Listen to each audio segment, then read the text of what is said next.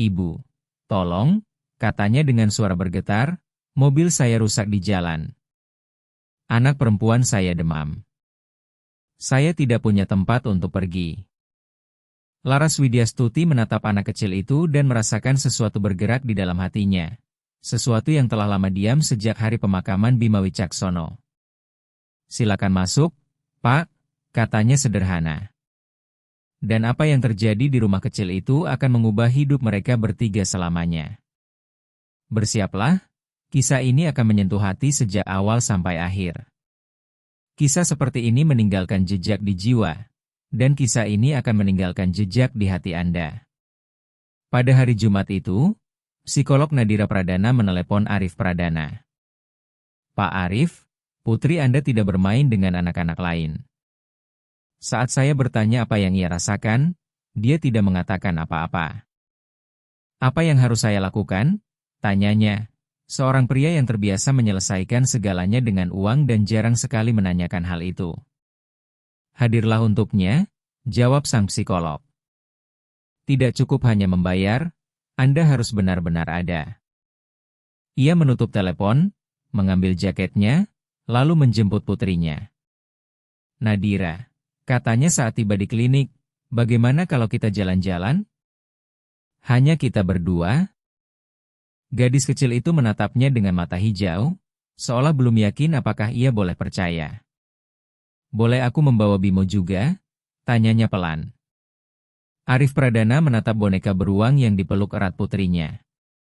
"Boleh," jawabnya dengan tenggorokan tercekat. Namun ia belum tahu bahwa perjalanan itu akan mengubah hidup mereka berdua selamanya. Hujan mulai turun perlahan, lalu semakin deras, kemudian berubah menjadi badai. Di suatu titik di jalan tanah pedesaan, mobil mereka berhenti total. Mesin terlalu panas dan tak mungkin menyala dalam waktu dekat. Arif Pradana melihat ke sekeliling, hutan kecil di kiri kanan jalan, langit gelap oleh hujan deras, dan Nadira Pradana duduk di dalam mobil dengan tangan di kaca berembun, hanya menatap ayahnya tanpa menyalahkan, tanpa mengeluh. Ia membuka pintu mobil. "Ayo, Nak.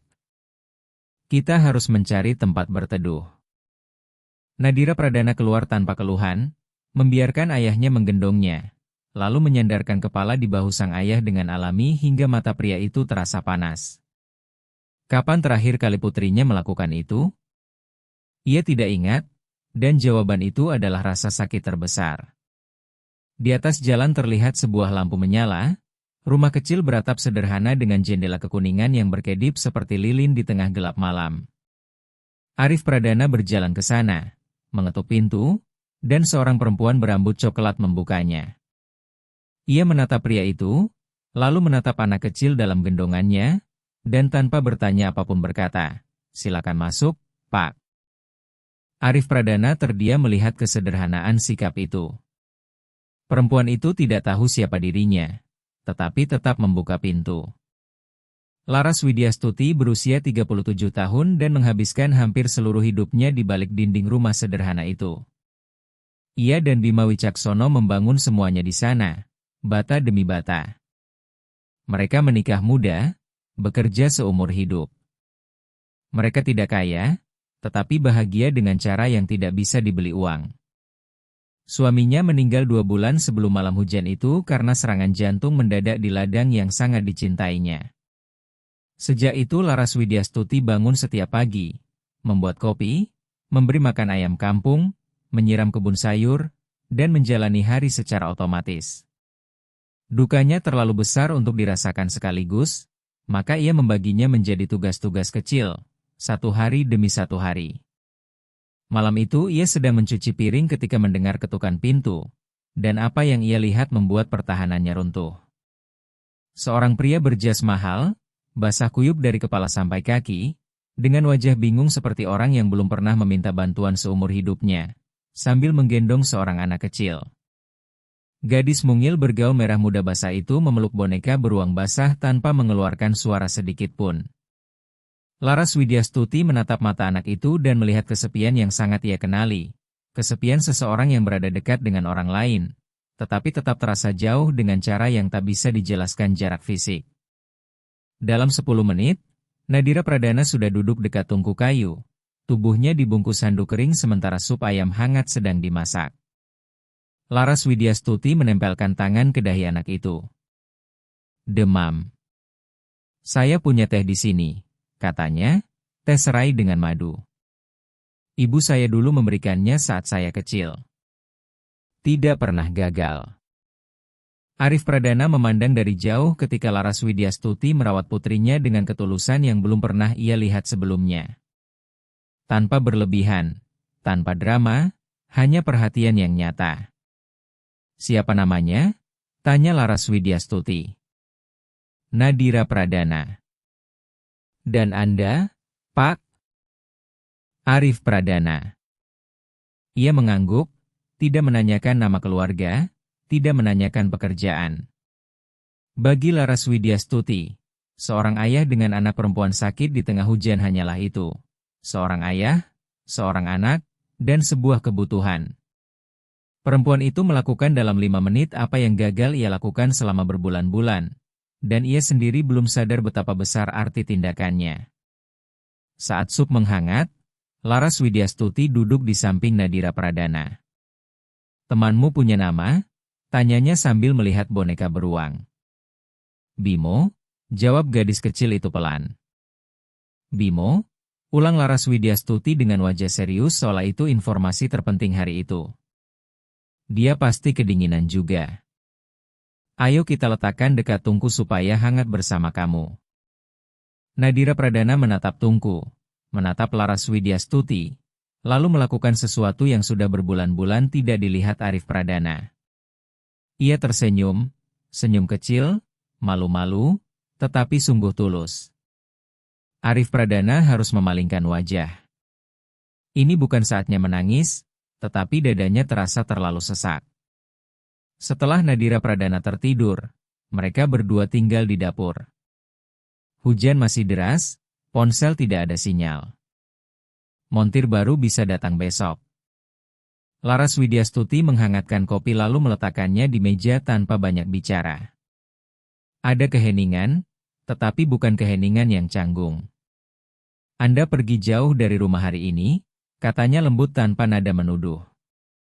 Saya ingin mengajaknya ke kebun wisata dekat sini, jawab Arif Pradana. Untuk jalan-jalan. Dia belum pernah ke sana. Ini pertama kalinya Anda pergi berdua saja dengannya? Pertanyaan itu sederhana, tetapi terasa berat seperti batu.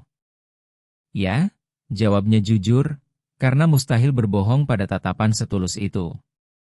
Laras Widyastuti tidak menghakimi, ia hanya melihat cangkir kopi dan membiarkan keheningan berbicara. Arif Pradana meletakkan kedua tangan di meja. Di usia 39 tahun, ia pemilik salah satu perusahaan konstruksi terbesar di negeri itu. Ia memiliki segalanya, kecuali satu hal yang dibutuhkan putrinya, perhatian dan kasih sayang. Nadira Pradana berusia 4 tahun, berambut gelap, bermata hijau seperti mendiang ibunya, dan memiliki kebiasaan dia memperhatikan dunia dengan cara yang menyayat hati siapapun yang peduli. Ia jarang menangis, tidak suka merengek, tidak pernah meminta digendong. Anak-anak yang terlalu cepat belajar bahwa pelukan tidak datang, akan berhenti memintanya. Saya kehilangan ibunya saat melahirkan, katanya perlahan. Pendarahan hebat dan sangat cepat. Saya masuk rumah sakit sambil menggenggam tangan istri saya. Saya keluar dengan bayi di pelukan dan rasa sakit yang tidak muat di dada. Selama 2 tahun saya hampir tidak sanggup menatap Nadira Pradana. Bukan karena kurang cinta, tetapi karena terlalu banyak luka. Namun dia tidak mengerti itu. Dia hanya tahu ayahnya selalu jauh. Yang merawatnya adalah Bu Sri Wahyuni, pengasuhnya, tetapi setiap malam ia pulang ke rumahnya sendiri.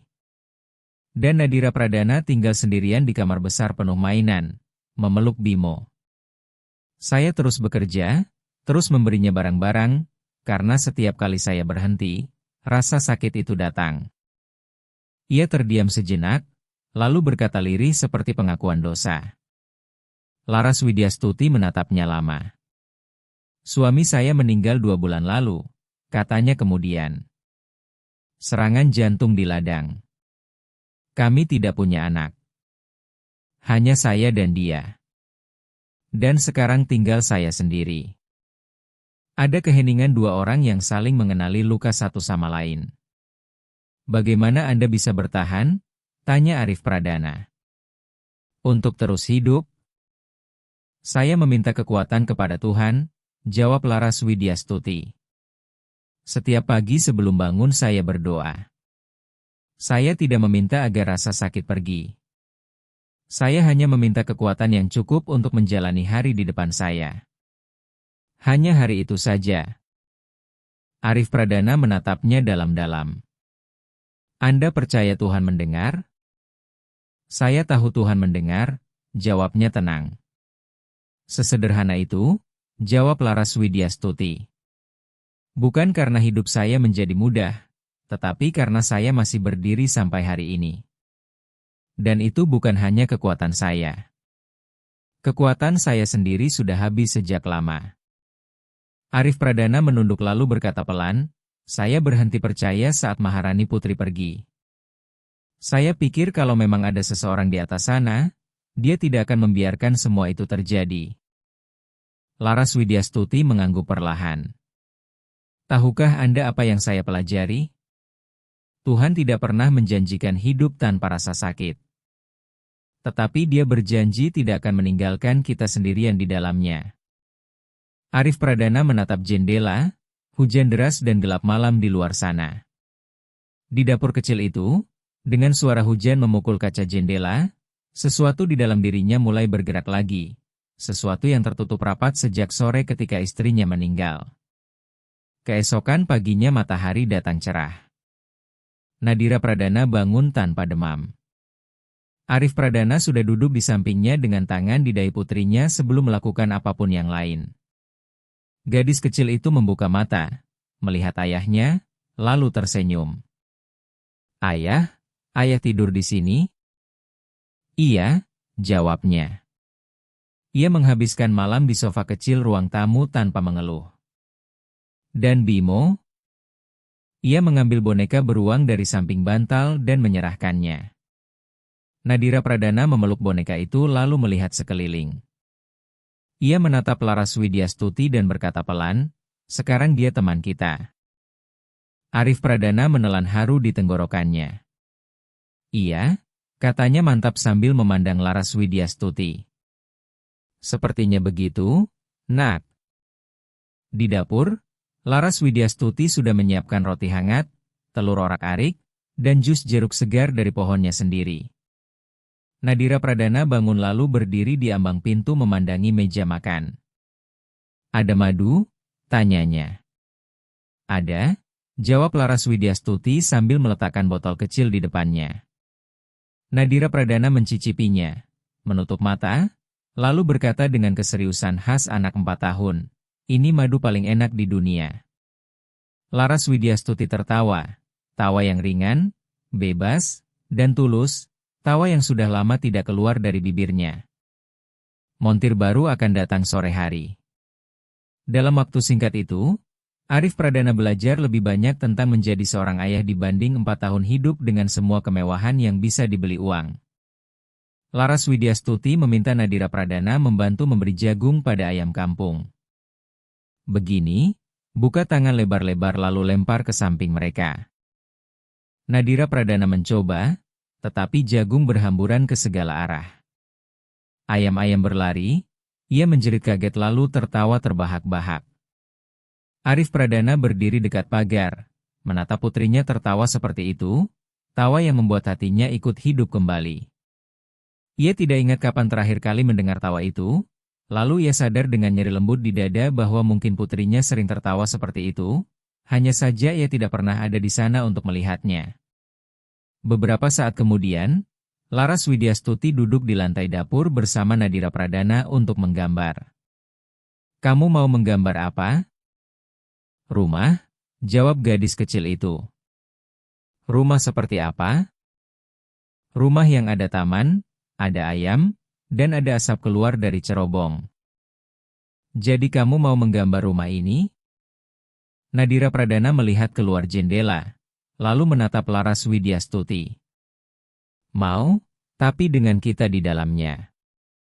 Ia mulai menggambar, lalu mengucapkan kalimat yang membuat mata Laras Widyastuti berkaca-kaca dan mata Arif Pradana juga basah. Gadis kecil itu menggambar mereka bertiga berdiri di depan rumah dengan asap dari dapur, lalu menulis dengan huruf anak-anak yang miring, saya, ayah, dan ibu. Arif Pradana berdiri di pintu, melihat gambar itu, melihat kata yang ditulis putrinya untuk dirinya, ayah. Kata sederhana, tetapi saat itu lebih berat dan lebih berharga daripada semua pencapaian hidupnya. Ia berlutut di samping mereka lalu melakukan sesuatu yang sudah lama tidak ia lakukan. Ia mengangkat putrinya ke pangkuan, memeluknya erat dengan pelukan yang tidak terburu-buru, pelukan yang berkata, saya benar-benar ada di sini sekarang. Nadira Pradana diam sesaat, seolah tubuh kecilnya juga sedang mengingat bagaimana rasanya dipeluk. Lalu ia menyembunyikan wajahnya di leher ayahnya dan mereka tetap begitu. Sore itu, sambil menunggu montir datang, Arif Pradana membantu memperbaiki pagar halaman belakang. Nadira Pradana mengikuti mereka sambil membawa Bimo, terus bertanya nama setiap benda dengan rasa ingin tahu yang hanya dimiliki anak kecil. Montir datang pukul 5 sore. Mobil selesai diperbaiki kurang dari 1 jam. Arif Pradana berdiri di depan pintu rumah kecil itu, memandang tempat sederhana yang dalam waktu kurang dari 24 jam telah menjadi alamat terpenting dalam hidupnya. Saya tidak tahu bagaimana harus berterima kasih, katanya. Tidak perlu berterima kasih, jawab Laras Widyastuti. Arif Pradana menggeleng pelan. Perlu. Anda membuat saya melihat hal-hal yang selama ini saya hindari. Hal-hal yang sebenarnya harus saya lihat. Laras Widyastuti menatapnya lembut. Anda sebenarnya sudah tahu semua itu, hanya saja Anda takut merasakannya. Arif Pradana terdiam lalu berkata perlahan, istri saya dulu seperti itu, bicara apa adanya, langsung, tanpa hiasan. Sudah lama saya tidak berbicara dengan seseorang seperti itu. Ia menarik napas sebentar.